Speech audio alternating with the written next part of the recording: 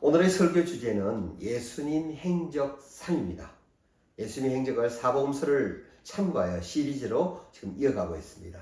함께 은혜 받는 시간 가지겠습니다. 우리가 지난 시간에 예수님의 행적 2를 공부했습니다. 범위는 짧았지만 우리가 뭘 알아보았는지 알고 계셔야 됩니다. 우리가 반복을 통해서 예수님의 행적이 낯설지 않게 정리하기 위해서 한번 복습하는 마음으로 예수님의 행적 1과 2를 잠시 따라가 보겠습니다. 예수님께서 30세를 기준으로 해서 사생애의 생애를 사셨고 공생애는 세례요한 집회 장소인 요단 동편으로 내려가셔서 세례를 받으시는 것으로 시작하셨습니다. 그렇게 세례를 받으시고 유대 광야에 가셔서 금식하시고 사단의 시험을 받으시고 다시 세례 요한 집회 장소에 나타나셔서 세례 요한을 따르던 요한복음의 저자 요한과 안드레와 그의 형제 시몬, 이후 그의 이름은 베드로로 바뀌죠. 예수님은 다시 갈릴리로 올라가시려다가 빌립을 만나고 빌립이 소개한 나다나엘을 만났습니다. 그러나 당시 예수님은 그들을 풀타임 사역자로 부른 건 아니었습니다. 초면에 인사만 하고 같이 하룻밤 지냈는지 밤이 늦도록 얘기를 했는지는 모르겠지만 그들이 예수님과 얘기를 하다 보니까 이분이 메시아임을 그들이 깨달았습니다. 그들은 예수님을 따라 갈릴리 쪽으로 올라가는데 올라가시면서 가나 지방을 거쳐 올라가십니다. 가나에서는 혼인잔치가 있었습니다. 물로 포도주를 만드는 사건은 그때까지 만난 제자들의 믿음을 위해서 나타내셨고 가나 혼인잔치 이적 이후 가버나움에 잠깐 가셨습니다. 그런 과정 가운데 첫 번째 유월절이 됐다고 하였습니다. 그래서 첫 번째 유월절에 유다로 내려오셔서 예수님이 뭐 하셨어요? 당시 모든 정치와 종교, 문화의 중심인 성전에 들어가셔서 안나스 제사장의 장사판을 뒤집어 엎으셨습니다. 헤롯 왕가와 안나스 대제사장 일가에게 대적을 한 것이죠. 그런데 그것은 뭘 암시하고 있느냐? 성전의 주인은 나다를 말씀하시기 위함이었습니다. 그럼 성전의 주인은 나다라고 말하는 것을 뭘 유추해내게 만드나요? 성전의 주인은 누구밖에 될 수 없는가? 하나님밖에 될 수 없는데 그렇다면 저분이 하나님이란 말인가?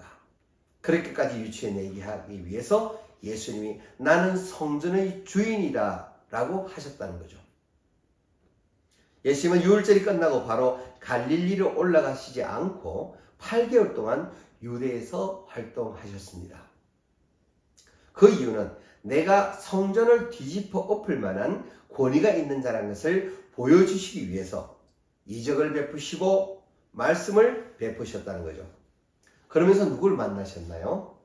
바리새파 사람들 중에 그 일부인 니고데모를 만났다고 했습니다.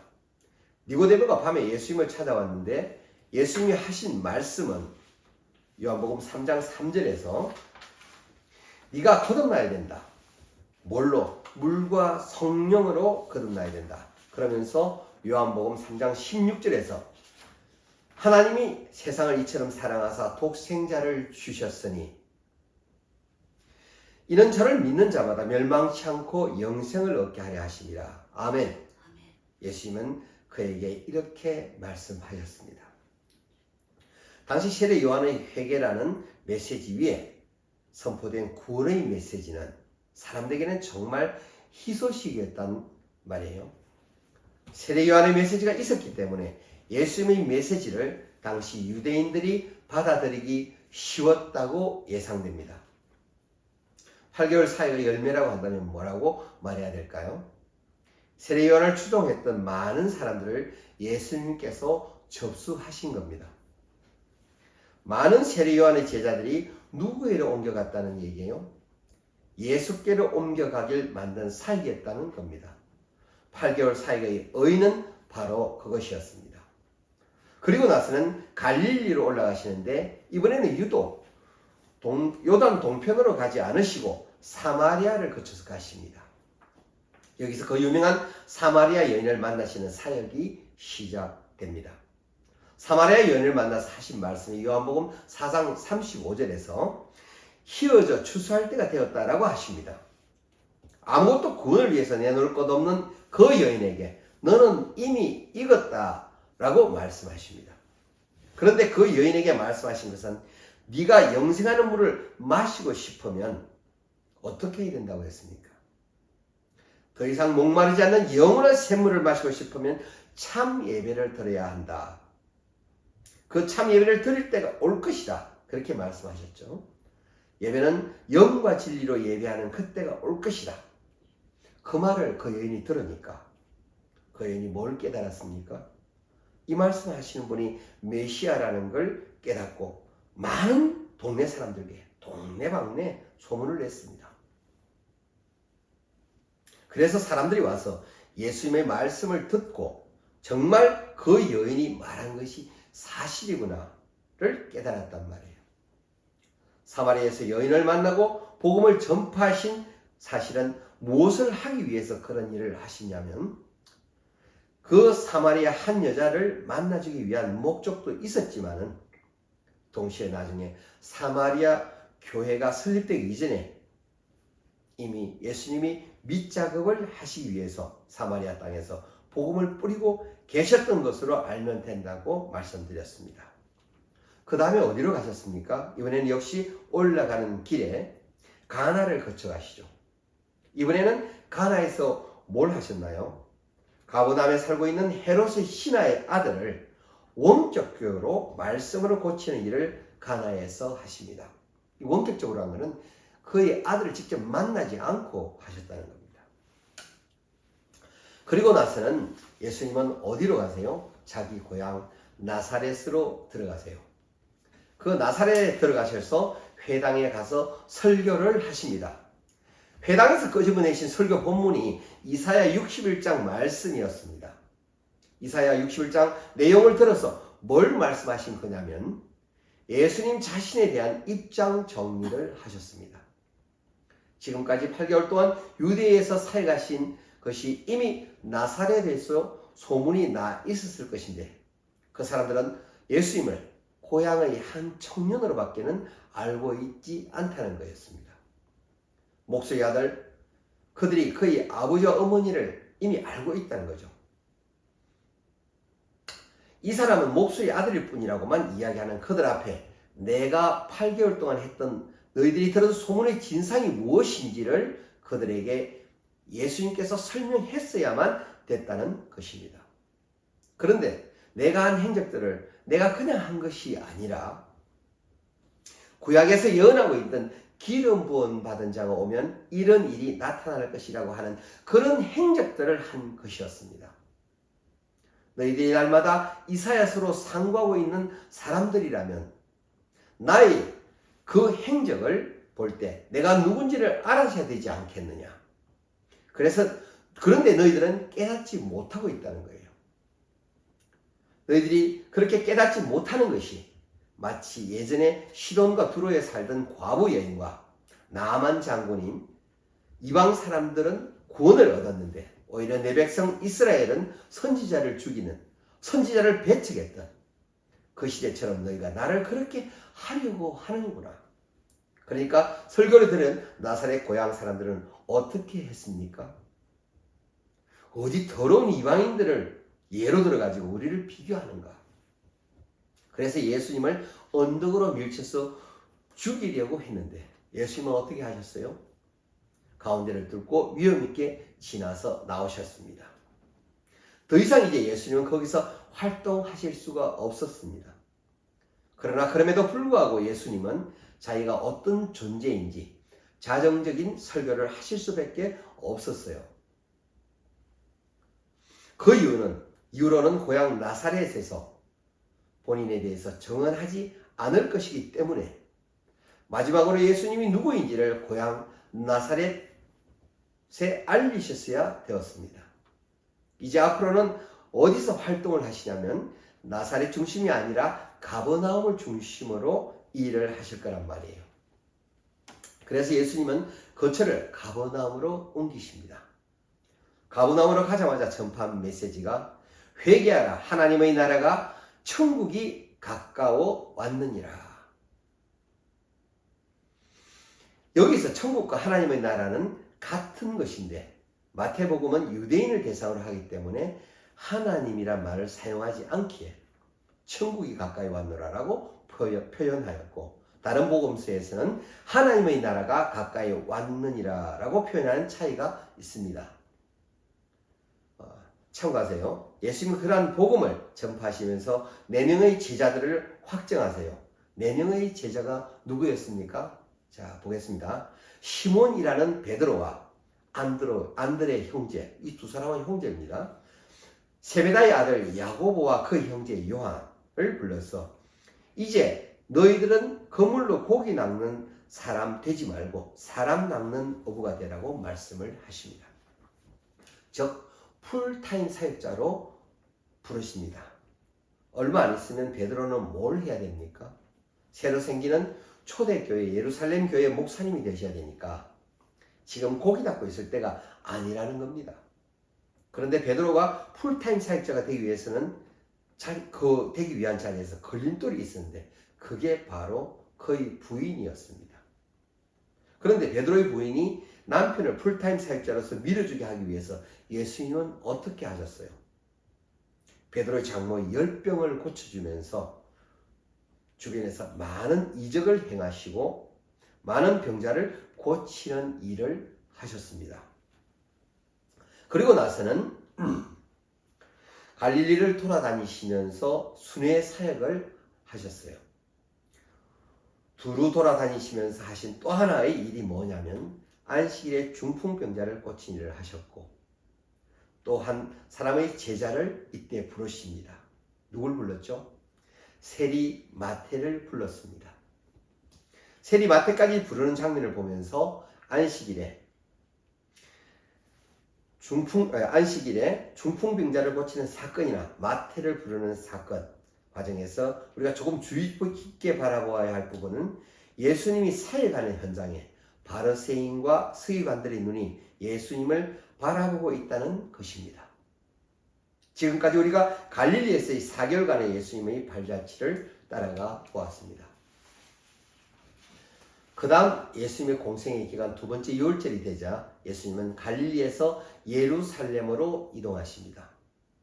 예루살렘으로 이동하셔서 하신 일이 38년 된 병자를 유대인이 말하는 안식일에 베데스다 연못가에서 고치신 사건입니다. 첫 번째 유월절에 하신 일은 내가 성전의 주인이다 라는 것을 보여주기 위한 것이었고, 그건 하나님이라고 밖에는 말할 수 없다는 걸 유추해내기 위함이셨습니다. 그런데 예수님의 두 번째 유월절에 베데스다 연못 사건은 안식일에 일어난 일이기 때문에 이번에 예수님이 하고 싶어 하시는 말이 뭐냐 하시면, 안식일의 주인은 나다라는 것으로 아버지가 안식일이라도 일을 하시니까 나도 일한다는 것을 나타내신 겁니다. 안식일이라는 또 생명이 태어나고 죽잖아요. 안식일을 피해서 사람이 죽나요? 사람이 안식일에 죽기도 하죠. 사람이 안식일날 사람도 태어나고 사람이 죽는 날이 그치지 않는다는 얘기는 생과 사는 하나님의 손에 달린 건데, 그분이 안식일에도 일한다면 나는 그분이 보내신 자니까 나도 일을 하는 것이 마땅하다. 아버지와 나는 하나다. 내가 아버지와 동등되다고 말하는 것 때문에 사람들이 예수를 죽여버리자고 결정을 합니다. 즉 신성모독이라고 결정을 해버린 겁니다. 그것이 베데스다 연못 사건의 진상이고, 그것으로 인하여 예수님을 죽이자고 하는 결론을 그들이 맺게 되었다는 것입니다. 그리고 나서는 예수님은 더 이상 유다에서 다른 활동을 하셨다는 기록은 성경에는 없습니다. 그런 과정 중에 언제인지는 모르겠으나 어떤 시기에 다시 갈릴리로 올라가셔서 사역 중이셨던 겁니다. 갈릴리 사역이 이번에는 좀 길다는 거예요. 6월절마다 예루살렘에 내려가셨는데 이번에는 긴 사역 중에 있는 세 번째 6월절에는 예루살렘에 내려가지 않으시고 계속해서 갈릴리 사역을 진행을 하세요. 이번에 하는 갈릴리 사역은 몇 번째 갈릴리 사역이냐면 처음 4개월 동안 했던 갈릴리 사역이 1차 갈릴리 사역이었고 이 시점에 하시는 갈릴리 사역은 2차 갈릴리 사역인데 이건 2차이자 갈릴리에서의 마지막 사역이 되십니다. 더 이상 예수님은 2차 갈릴리 사역 이후에 살아계시는 실제 육을 가지신 몸으로는 더 이상 갈릴리에 올라오지 않으십니다. 나중에 부활체로서 갈릴리 해변의 제자들 때문에 나타나시긴 하지만 지금 현재 육을 입으신 예수님으로서는 더 이상은 갈릴리에 올라오지 않으세요. 마지막 활동이시기 때문에 갈릴리에서 하실 일이 많으셨던 것으로 이해됩니다. 중요한 신학도 정리하셨어야만 됐고 제자들도 훈련시키셔야만 됐고 많은 이적을 통해서 내가 하나님이라는 걸 보였어야만 하셨고 많은 사람들의 마음속에 있는 여러 가지 어문에 대한 대답을 말씀하시기 위해서 예수님은 마지막까지 애쓰셨습니다. 이제부터 갈릴리에서의 예수님의 2차 사역을 지금부터 따라가 보겠습니다. 예수님이 두 번째 유월절을 지나서 갈릴리로 오시자마자 하신 일이 12제자를 확정하신 일이에요. 이미 예수님은 마태까지 5명의 제자를 확정하셨어요. 이후 7명의 제자를 더 확정하셔야 됩니다. 제자 확정을 갈릴리에 오셔서 하십니다. 예수님은 갈릴리에 오실 때마다 제자들을 정비하시죠. 지난번에도 갈릴리에 오셔서 제자들을 부르시더니만 이번에도 갈릴리 오시자마자 12제자를 확정하십니다. 예수님이 12제자를 확정하시는 내용이 마가복음 3장 13절에 보면 또 산에 오르사 자기가 원하는 자들을 부르시니 나온지라 이에 12를 세우셨다. 누가복음 6장 12절을 보겠습니다. 이때 예수께서 기도하러 산으로 가사 밤이 새도록 하나님께 기도하고 나서야 12사도를 칭하셨다라고 말씀을 하십니다. 예수님이 12사도를 부르실 때 예수님께서는 심야기도, 철야기도를 하셨습니다.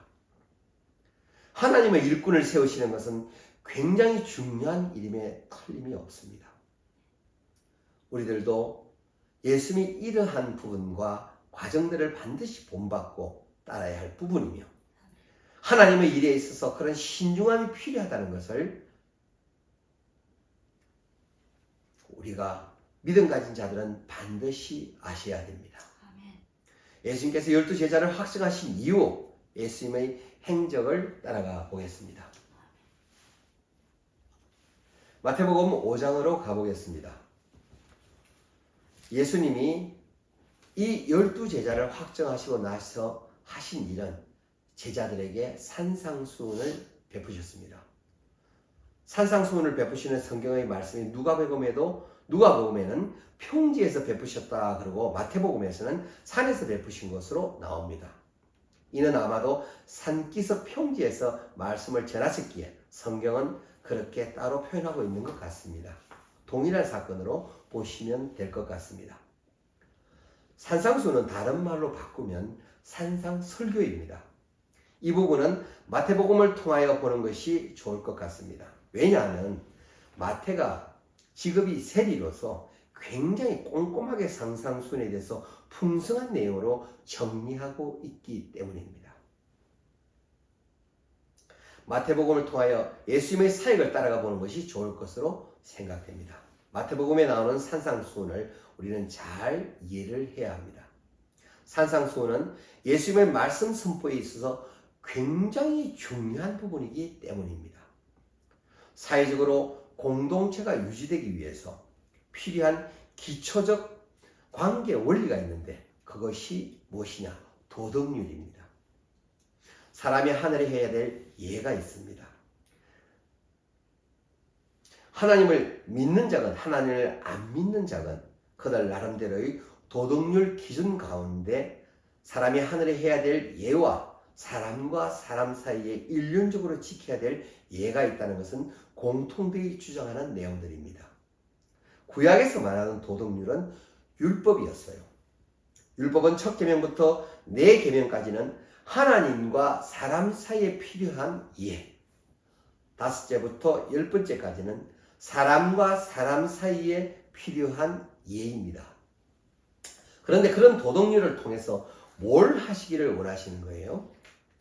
그 도덕률에 대해서 성경은 레위기에서 말씀하고 있습니다. 레위기를 전체적으로 요약하면 결국은 계명이 됩니다. 계명을 두 부분으로 나누면 하나는 하나님과 사람 사이, 또 하나는 사람과 사람 사이 필요한 예와 도덕률을 말하고 있다는 것입니다. 즉 레위기를 요즘 우리가 흔히 사용되는 다른 말로 표현한다면 매뉴얼이라고 말할 수 있습니다. 즉 그 매뉴얼대로만 살아가기만 한다면 이상국가를 이룰 수 있는 나라가 될 수 있다고 했습니다. 그래서 땅을 차지한 여호수아 시대를 지나가면서 사사기 시대부터는 비로소 하나님이 그렇게 생각하고 계시던 이상국가가 만들어졌어야만 되는 거였어요. 그 레위기 말씀대로만 살았다면, 다시 말하면 하나님이 제시하는 도덕률대로만 살았다면 적어도 사사기 때부터는 그런 제사장의 나라의 모델이 되는 나라로서 이상국가의 모습을 완성할 수 있었다라는 겁니다. 이스라엘이라는 나라를 시작하시며 하나님 나라의 백성 만들기를 끝내고 나서 법적 율법을 주신 거잖아요. 하나님 나라의 백성이 정해진 상태에서 백성들에게 주신 그 도덕률이 율법이었단 말이에요. 그런데 동일하게 신약에 와서 예수님의 사람들, 즉 12제자를 정해놓으신 상태에서 그들에게 보여주고 싶은 도덕률을 산상순에 담았습니다. 그런데 이 산상수는 구약의 도덕률보다 훨씬 더 엄격한 도덕률이에요. 구약에 나온 율법은 단락단락 목록이 정해졌어요. 이것은 하라, 저것은 하지 마라. 그렇죠? 목록에 정해진 대로만 하면 되는 건데, 산상순이 말하는 도덕률은 구약에서 말하는 도덕률을 안 지키는 것이 아니라 도덕률을 생각할 때에 하나하나의 법을 하나님이 사람들에게 주실 때는 그 법이 주신 정신, 의미가 있다는 것을 우리에게 보여주고 있다는 겁니다. 오히려 구약의 율법 가지고는 율법을 거물 안에 걸리지 않는 죄가 있었어요. 예를 들자면 구약의 율법으로 내가 간음하지만 않으면 거물에 안 걸린단 말이에요. 간음하지만 않으면 내가 의인인 것 같다라는 생각을 한단 말이에요. 왜냐하면 간음은 하지 않았다는 거죠. 그런데 산상순에서 말하고 있는 도덕률은 어떤 것이냐? 구약이 말하고 있는 것보다 훨씬 엄격하다고 했습니다. 훨씬 더 촘촘한 거물인 겁니다. 내가 겉으로는 간음하지 않은 게 중요한 것이 아니라 내 마음에 엄란한 마음만 품어도 그것은 간음한 것과 동일한다는 것이죠. 왜냐하면 그러한 율법을 하나님께서 인간들에게 주실 때 그 정신이 무엇인지를 깨달으라고 하는 것이 바로 산상수훈의 교훈이자 그 내용이기 때문입니다. 율법을 통해서 하늘의 뜻에 어긋나지 않는 그런 사람들이 무리가 모여있는 공동체가 되기를 하나님은 바라신 거고 이상국가가 될 수 있다고 생각하신 겁니다. 성인을 성경에서는 성인, 이룰 성자 사람인 자입니다. 여기서는 성인을 성경에서는 뭐라고 말하느냐? 의인이라고 말합니다. 성도 여러분, 의가 무엇인가 하면 하나님의 도덕성이에요. 의가 뭐라고요? 하나님의 도덕성이에요. 하나님의 도덕성이, 하나님의 도덕률이 우리 안에서 양심이라는 기능으로 일하고 있는 것이 바로 하나님의 의란 것입니다. 그래서 우리가 추구해야 될 것이 바로 의예요. 그분의 양심, 그분의 의가 우리 안에 있어야 된다는 말이죠. 산상수훈을 통해서 예수님이 뭘 말씀하시려고 하시냐면 구약의 하나님이 하나님의 백성들에게 기대했던 수준이 있었던 것처럼 예수님도 지금 확정한 12명의 제자들에게 기대하고 있다는 수준이 있다는 거예요.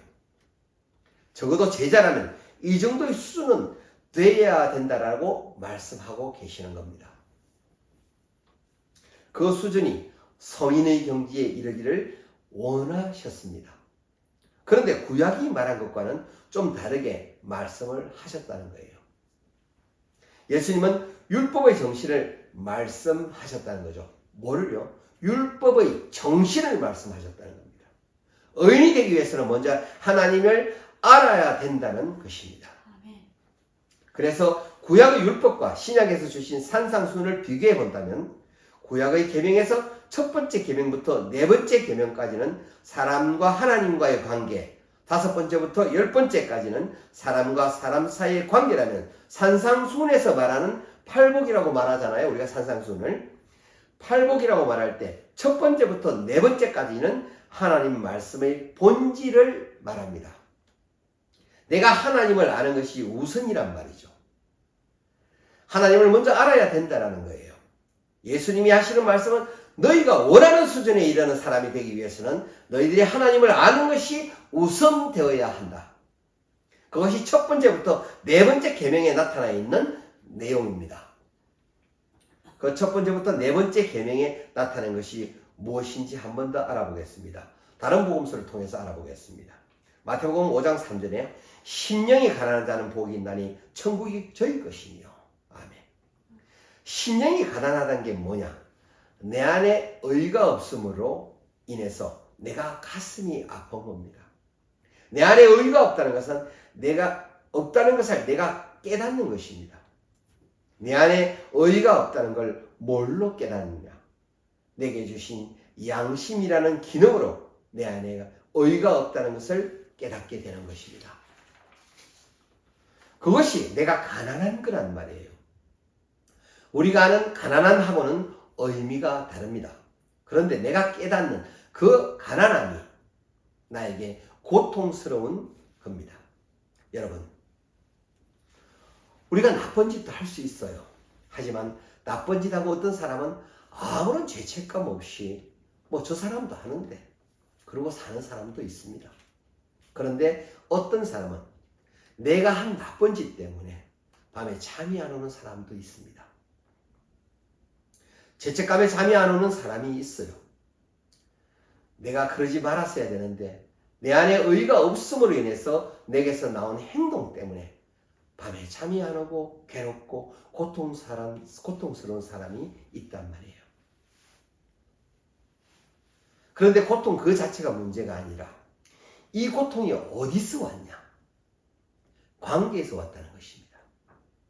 즉, 내가 하나님과의 관계가 끊어진 것이 죄입니다. 내가 하나님과의 관계가 끊어진 데서부터 고통이 시작되었단 말이에요. 따라서 내 안에 양심으로 인해서 괴로운데 내가 이 괴로움의 고통을 해결하는 방법은 뭔가?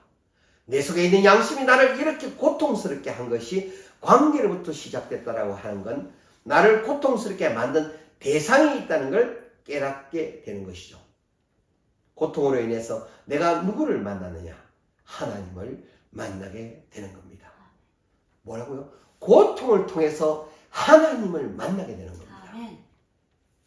나에게 그런 고통이 있게 한 관계 속에서의 하나님을 만나게 되는 것이 바로 내 마음의 가난함입니다. 아멘. 이 가난함이 바로 하나님을 만나는 시작점이라는 거예요. 내 마음의 가난함, 그 마음의 가난함으로 인해서 심령이 애통하게 된다는 겁니다. 내 죄 때문에 안타까워하고 울 수 있어야 돼요. 울다 보면 때로는 내 스스로에 울 때도 있습니다. 하지만 성경이 말하는 애통은 그런 애통이 아니에요. 하나님과 함께 있고 싶은데 내 안에 의가 없어서 함께 있지 못함으로 말미암아 그 가난함으로 인한 애통함입니다. 그런 자는 하나님을 만날 수 있습니다. 그렇게 애통해하는 자에게 하나님은 위로를 주십니다. 그런 애통함이 있는 자에게 하나님은 의롭다 칭해 주십니다.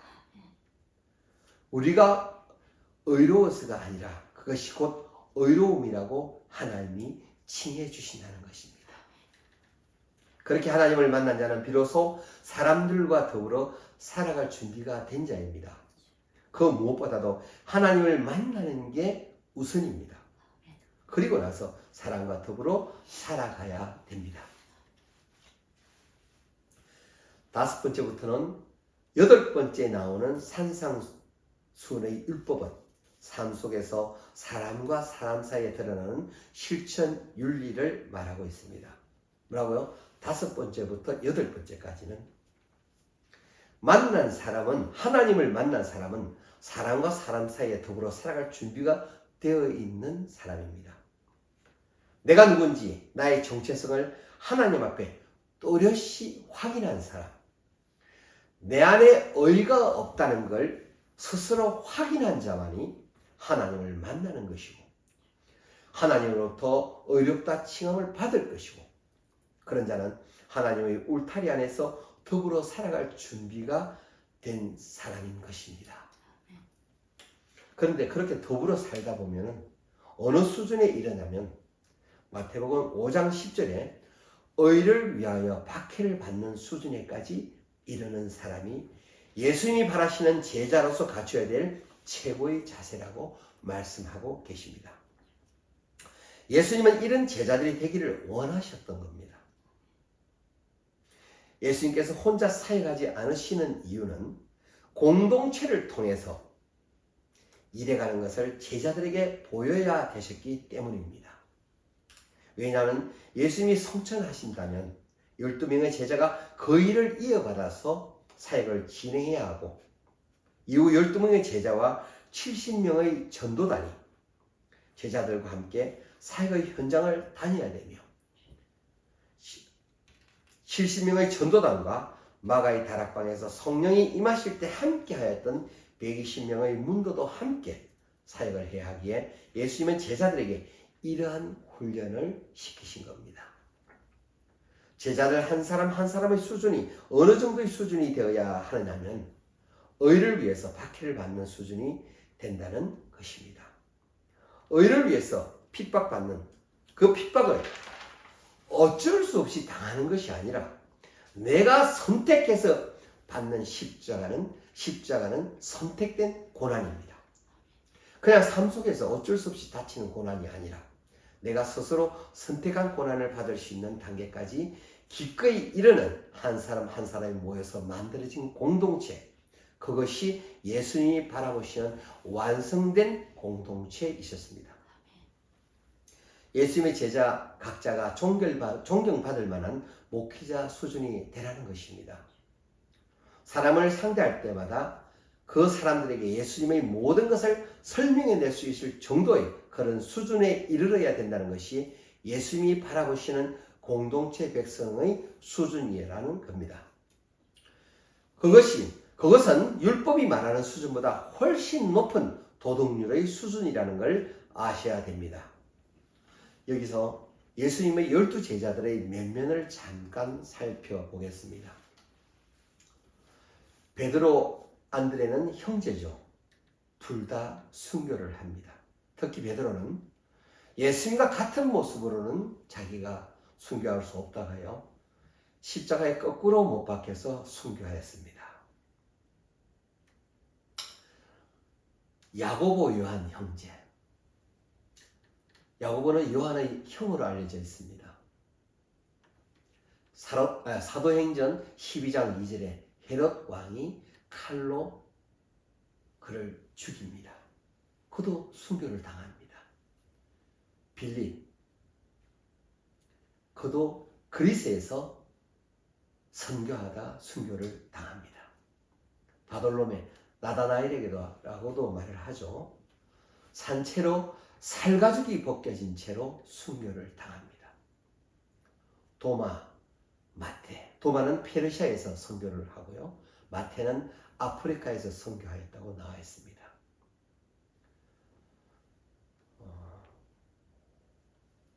알페오의 아들 야고보, 서기관 바리새인들에 의해 성전 꼭대기에서 떨어진 후 곤봉으로 맞아서 순교를 당합니다. 유다는 뒤에 유다가 있기 때문에 저는 다데오 유다라고 말했습니다. 그냥 다데오라고도 불립니다. 그도 전도를 하고요. 시몬, 알페오의 아들 시몬, 페르시아에서 전도하다 그도 순교를 합니다. 마띠아, 신약의 언급은 없습니다. 마띠아는 가롯 유다를 대체해서 다시 사도가 된 사람으로 전설에 의하면 에디오파에서 선교하다 순교를 당했다고 합니다. 가롯 유다, 예수님을 배반한 자죠.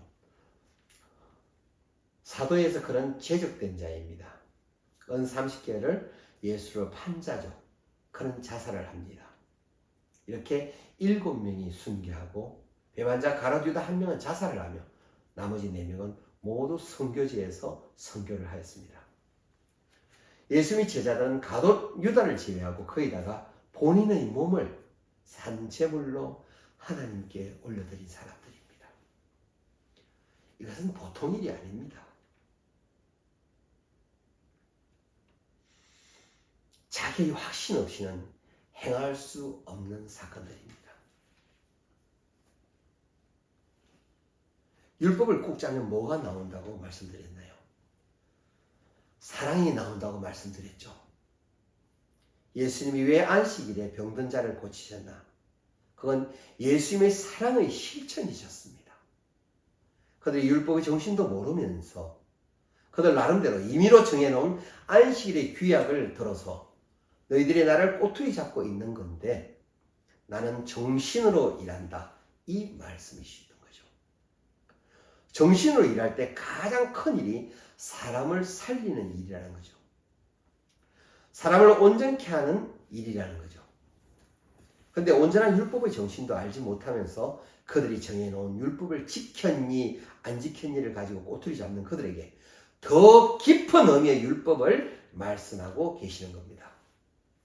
산산수훈은 팔복이라 하여 복받기 위해서 보는 책이 아니에요. 애통한 자는 복이 있나니 이 말씀은 애통한 자는 복을 받을 것이라는 예상이 아니라 이미 복이 있는 자라고 말씀하고 계십니다. 즉 하나님을 만날 준비가 되어 있는 자라는 거예요.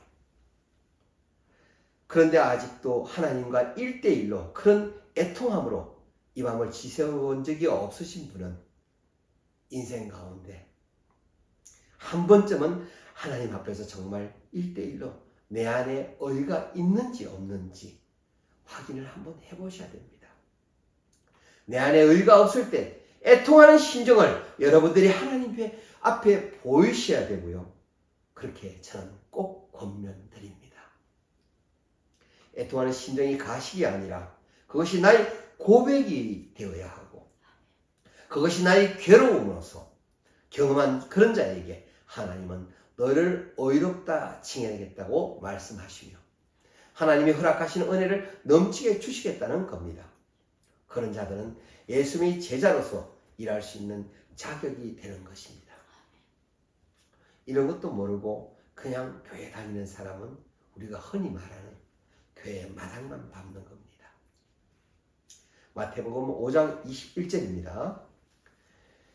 옛사람에게 말한 바 살인하지 말라. 누구든지 사람을 살인하면 심판을 받게 되리라 하는 것은 너희가 들었으나.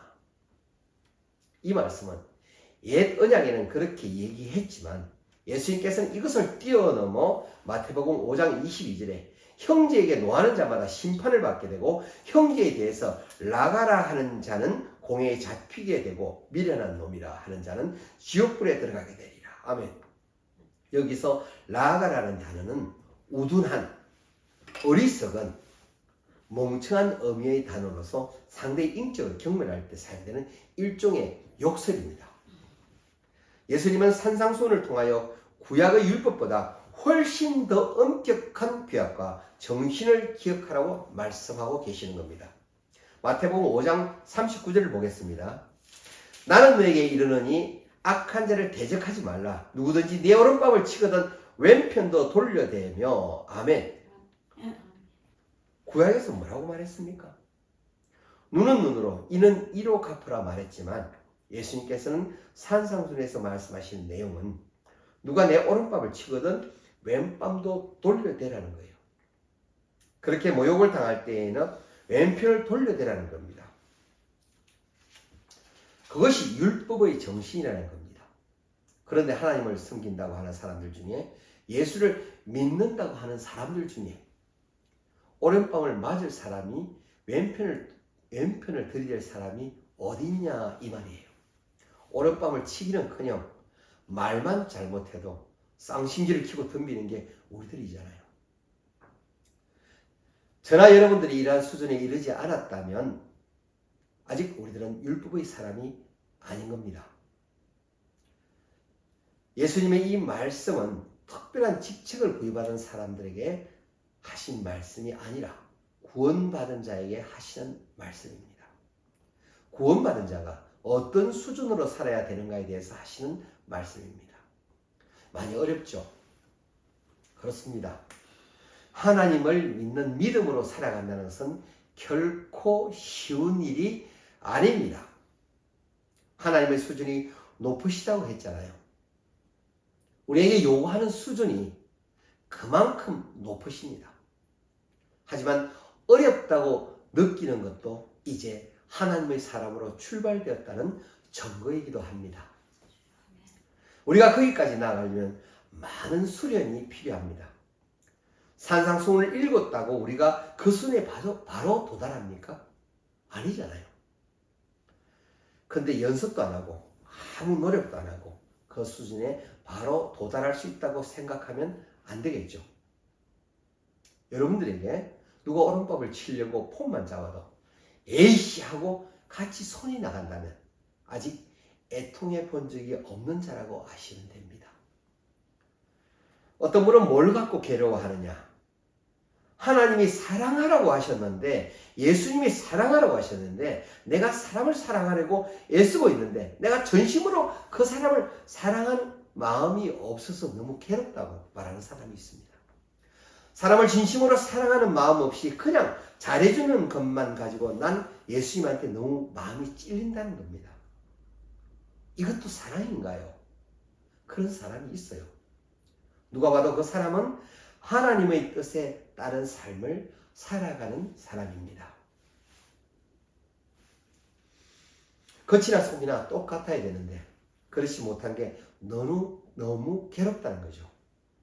그분은 하나님을 만날 준비가 된 사람이에요. 근데 우리는 겉과 속이 다른 것에 대해서 너무나 무감각하잖아요. 사람이 그렇지 뭐. 어떻게 성경대로 그렇게 다 지키고 살아. 이러면서 스스로 자위하며 삶을 살아가는 분들이 많잖아요. 내 마음에 전심한 사랑이 없지만 내가 사실 내 감정대로 그 사람 한 대 때려주고 싶고 잘해주고 싶지는 않지만 사람에게 의도적으로 잘해주는 이유가 있다면 나를 지배하고 있는 하나님 법 때문에 그렇게 하고 있다는 겁니다. 하나님의 법을 인정하기 때문에 그렇게 의식적으로라도 하는 것이죠. 그것도 대단한 수준으로 저는 생각됩니다.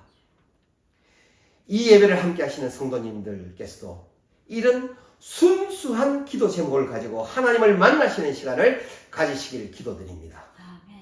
우리가 언제 하나님 나라에 갈지 모르는데 하나님과의 시작점에도 서보지 못한 사람이 되어서는 안 되겠죠. 적어도 우리들이 의를 위하여 결단하고 스스로 핍박을 받는 수준에까지 못 이룬다 할지라도 적어도 애통하는 것이 무엇인지를 우리들이 알고 경험함으로 애통한 자에게 해줄 말이 있으며 그들과 함께 하나님 나라를 갈망하지 않겠습니까? 하나님의 나라, 예수님이 바라보는 나라도 방향성이 있습니다.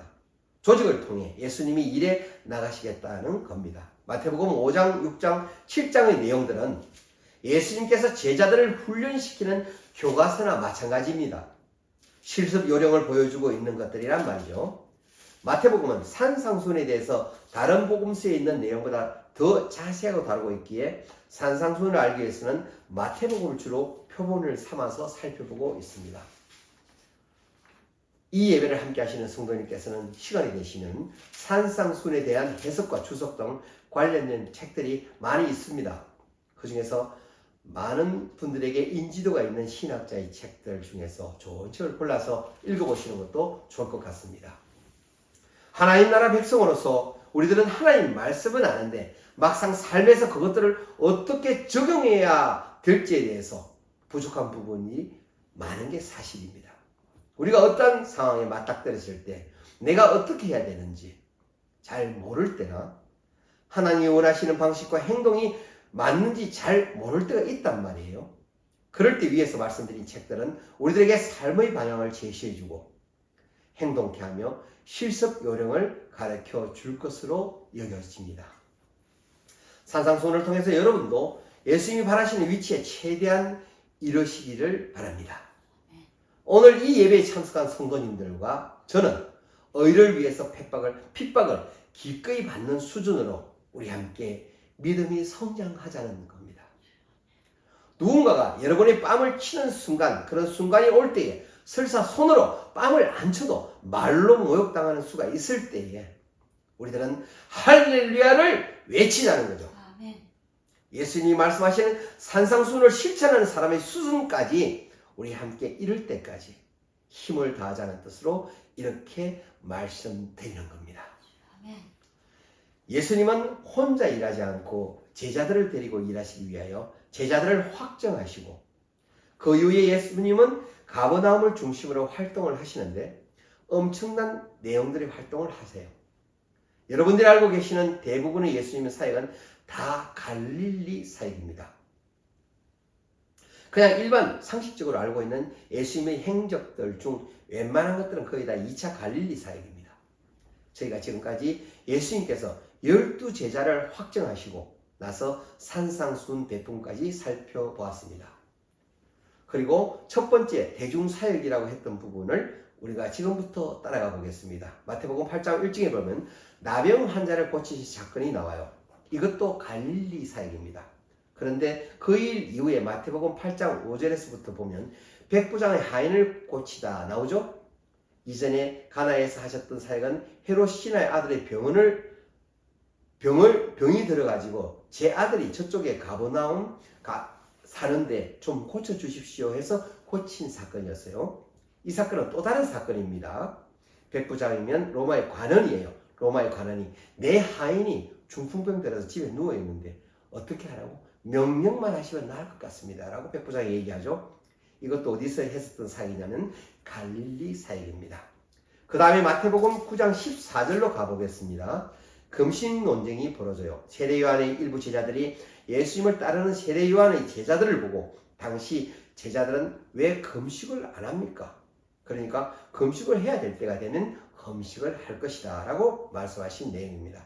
그러한 말씀도 갈릴리 사역 중에 하신 말씀입니다.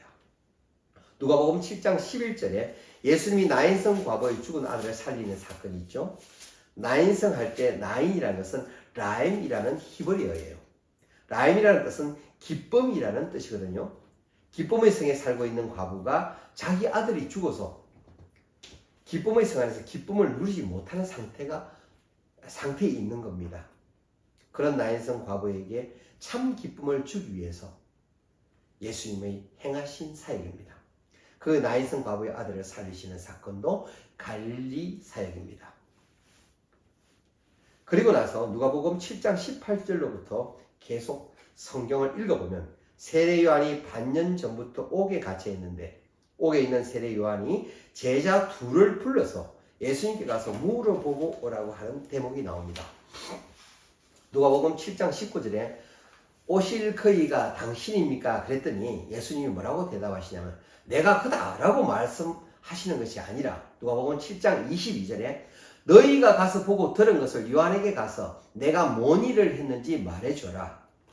맹인이 보며 못 걷는 사람이 걸으며 나병 환자가 깨끗함을 받으며 귀 먹은 사람이 들으며 죽은 자가 살아나며 가난한 자에게 복음이 전파된다고 말하면 알 거다라고 말씀하십니다. 왜 이렇게 말씀하실까요? 예수님이 말씀하신 그 내용이 이사야 61장에 나오는 내용이란 말이에요. 예수님의 고향 나사렛에서 가셔서 회당에서 들어가서 설교하신 본문이잖아요. 예수님의 이 말씀은 이러한 내용을 세례 요한에게 전해주면 성경을 잘 아는 요한이 무슨 말인지를 알 거다라는 뜻의 말씀입니다. 이 내용도 갈릴리에서 사역하시는 예수님과 관련된 사건입니다. 그것과 관련된 설교가 마태복음 11장 2절로부터 시작됩니다. 세례 요한이 똑같이 질문하는 내용이 나오며 여기부터 시작해서 거의 뒤에 나오는 마태복음 11장 20절부터는 다른 설교의 내용이 마태복음 11장 30절 끝까지 나와 있습니다. 그 다음에 누가복음 7장 36절에 가면 향유 옥합 사건이 나옵니다. 향유를 발에 부으면서 머리털로 예수님의 발을 씻겼던 사건이 있습니다. 누가복음 7장 44절에 너는 내게 발 씻을 물도 주지 않았는데 이 여자는 나에게 눈물로 내 발을 씻기고 머리털로 나를 닦았다라고 말씀하시며 누가복음 7장 50절에 예수께서 여자에게 이르시되 네 믿음이 너를 구원하였으니 평안히 가라 하시니라. 아멘. 죄인인 여자를 용서하시는 사건이 나옵니다. 이게 어디 있다고? 누가복음에 나옵니다. 한 여자가 매우 귀한 향유 옥합을 가지고 나와서 그것을 깨가지고 그것으로 예수님의 발을 닦았는데 이것 때문에 제자들의 논란이 일어났죠. 마태복음 26장 9절을 보겠습니다. 이것을 비싼 값에 팔아서 가난한 자들에게 줄 수 있었겠도다 하거늘 제자들은 그렇게 생각했단 말이죠. 명분을 가지고 가난한 사람을 도와주면 좋은데 괜히 허비했다 이 말이에요. 향유 옥합 한 병은 당시에 매우 값비싼 물건이었습니다. 마가복음 14장 3절을 보겠습니다. 아까는 누가복음을 봤죠. 이번엔 마가복음을 봅니다. 베다니 나병 환자 시몬의 집에서 식사할 때 어디요? 베단이라는 곳에서 나병 환자 시몬의 집에서 식사할 때 한 여자가 들어와서 옥합을 깨뜨리고 예수의 머리에 부으니 동일한 사건이 나오죠. 자, 요한복음으로 가겠습니다. 요한복음 12장 1절. 예. 6월절 엿새전에 예수께서 베다니에 이르시니 이곳은 예수께서 죽은 자 가운데 살리신 나사로의 동네라. 거기서 예수를 위하여 잔치할 땐 마르다는 일하고 나사로는 예수와 함께 앉은 자 중에 있었더라. 마리아는 지극히 비싼 향유 곧 순전한 나다 한 근을 가져다가 예수의 발에 붓고 자기의 머리털로 그의 밭을 씻으니 향유 냄새가 집에 가득하더라. 아멘. 이런 사건이 갈릴리 사역 중에 일어나고 있었던 사건이라는 걸 먼저 아시기 바랍니다. 그런데 여기서 우리들은 향유 옥합 사건을 구분할 필요가 있습니다. 제가 왜냐하면 마태, 마가, 요한과 누가복음을 아까 기억해서 별도로 말씀을 드렸는데 그 이유가 있습니다. 마태복음 26장에 나오는 베다니 나병 환자 시몬의 집에 계실 때 일어난 사건이며 마태복음 26장에서는 베다니 나병 환자 시몬의 집에 계실 때 일어난 사건이죠.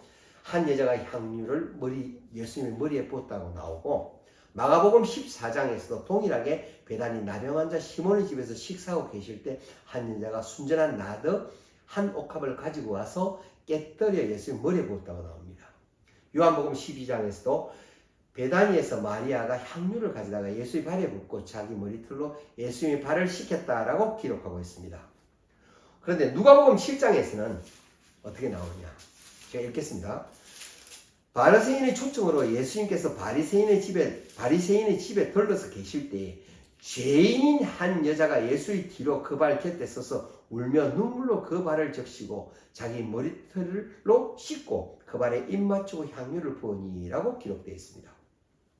즉 누가복음서에 기록된 향유 옥합 사건은 마태, 마가, 요한복음서에 나오는 향유 옥합 사건과 별개의 사건으로 보는 신학자들이 많습니다.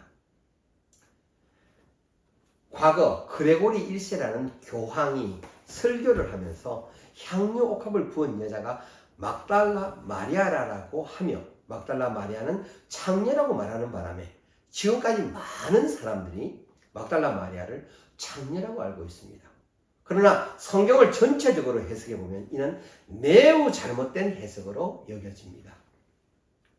자, 또 다른 예수님의 사역을 따라갑니다. 마가복음 3장 20절에 보면 예수와 바알세불이라는 제목으로 등장하는 사건이 나옵니다. 예수님의 친속들이 예수가 어떻게 이런 일을 행하지? 어떻게 귀신을 쫓아내지라고 하며 예수님을 귀신 들린 사람으로 취급하고 예수님을 붙들려고 합니다. 예루살렘에서 온 율법학자들은 예수에게 바알세불이 들렸다. 귀신이 들렸다. 그죠? 바알세불 귀신이. 예수는 귀신들의 우두머리에 힘을 빌어서 귀신을 내쫓는다. 라고 말하자 이에 예수님이 말씀하시길 사단이 어떻게 사탄을 내쫓을 수 있느냐라고 말씀하시며 성령님을 모독하는 죄는 결코 용서될 수 없다. 그것은 영원한 죄다라고 말씀하십니다. 마태복음 12장 38절에 그때에 서기관과 바리새인 중 몇 사람이 말하되 선생님이여 우리에게 표적도 주기를 원하나이다. 이렇게 그들이 꼬투리를 잡기 위해 예수님께 모의를 합니다. 그랬더니 예수님이 마태복음 12장 39절에 요나의 표적밖에는 보여줄 게 없다라고 하신 이 말씀은 즉 사흘 만에 내가 다시 살아나야 될 것이라는 말씀을 하신 것이며 갈릴리 2차 사역 중 하신 내용입니다. 그러면서 예수님은 순회 전도를 다니십니다.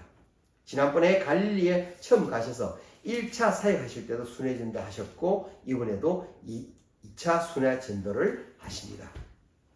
이후에는 3차 순회 전도의 내용이 계속해서 나옵니다.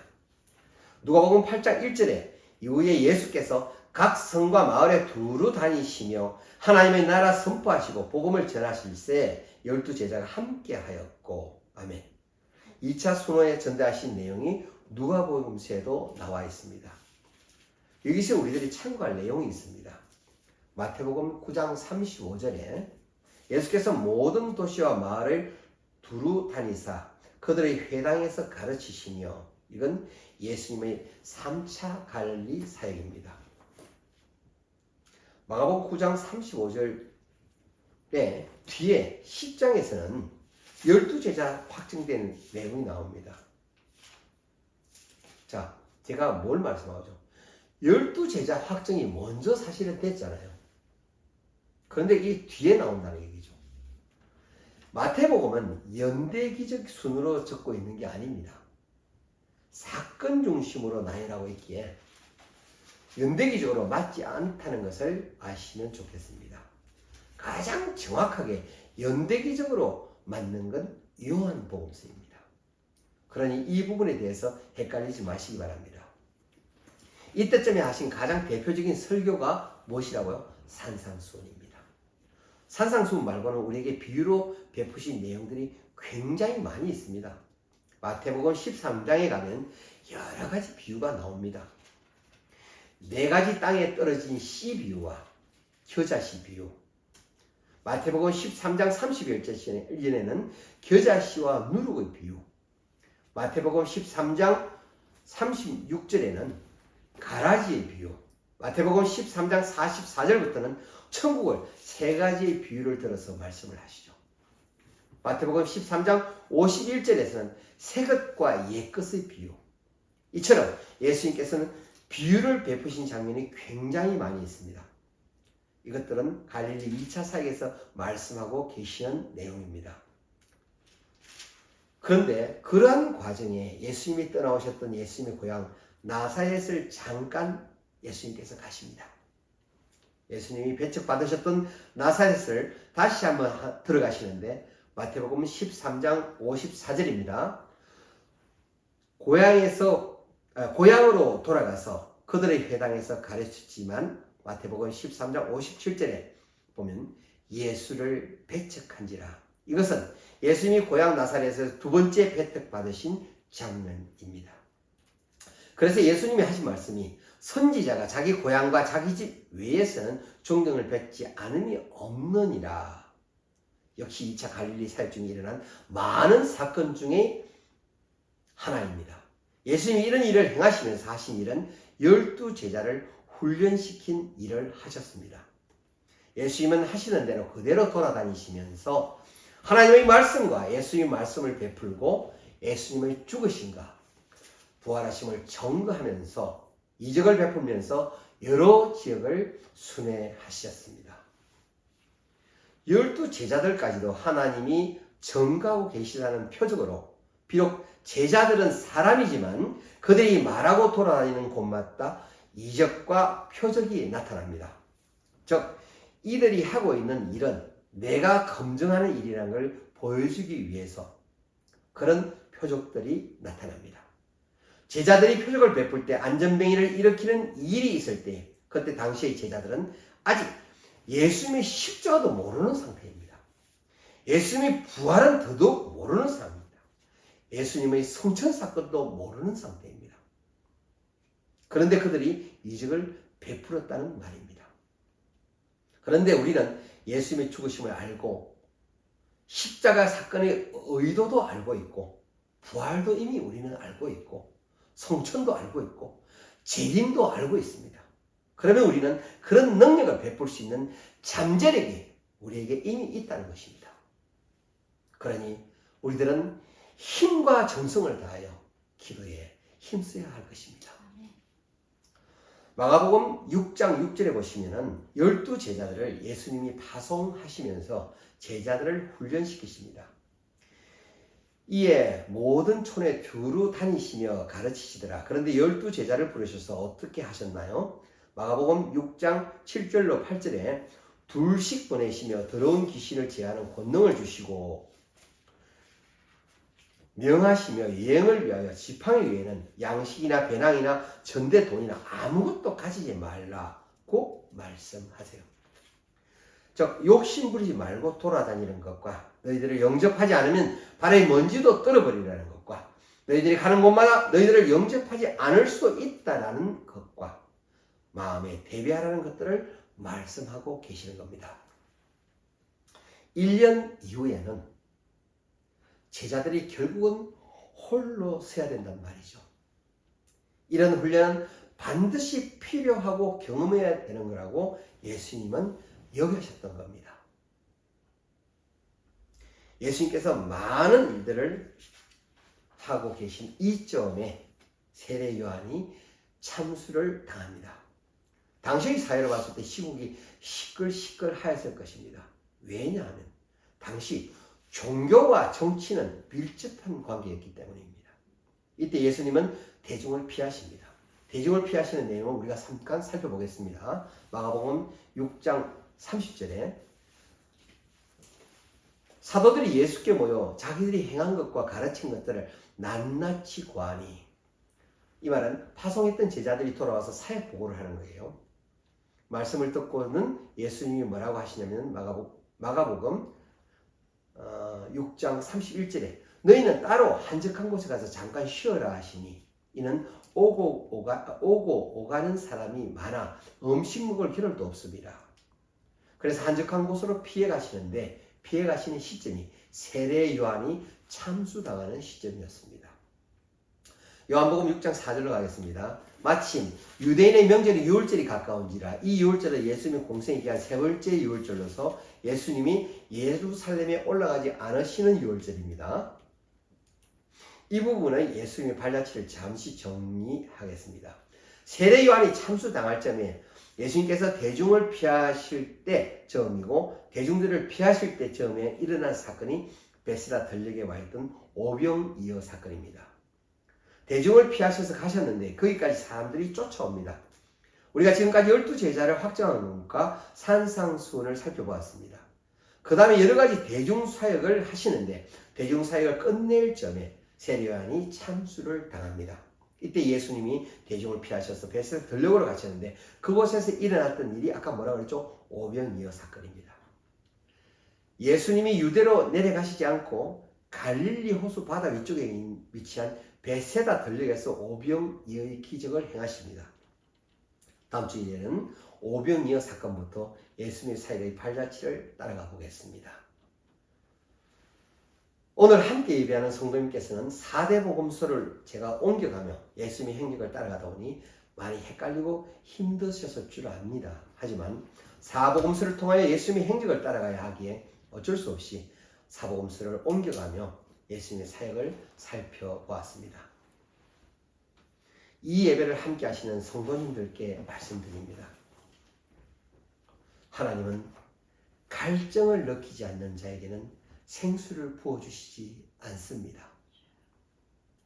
믿음 가진 자로 우리 믿음의 주체가 되시는 예수 그리스도를 우리가 제대로 알고 예수님께서 우리 죄인들을 구원하시기 위하여 스스로 십자가를 지시고 죽기까지 하시는 그분의 희생과 사랑을 우리들의 심령에 깊게 새기며 각자 주어진 십자가에 순종하는 저희들 되기를 하나님 아버지께 소망하고 기도드리며 계속해서 예수님 공생의 기간의 발자취를 따라가 보려고 합니다.